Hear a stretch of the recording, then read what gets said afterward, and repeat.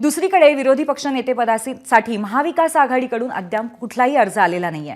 विधानसभा अध्यक्ष राहुल नार्वेकर यांनी या संदर्भात माहिती दिली। विरोधकांकडून अर्ज आल्यानंतर मग त्याचा विचार केला जाईल असं त्यांनी सांगितलंय। विरोधी पक्षनेतेपदासाठी विरोधकांकडे आवश्यक संख्याबळ सध्या नाहीये, परंतु तरीही हे पक्षनेतेपद दिलं जावं अशा पद्धतीची मागणी महाविकास आघाडीने केली होती।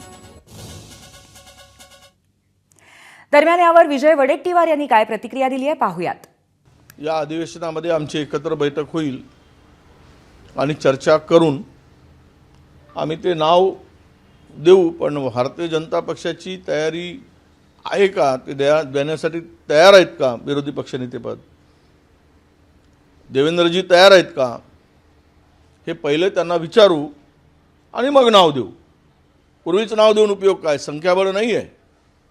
आम्ही नाव द्यायचं आणि त्यांनी ते करायचं नाही, तोंडघशी पाडायचं।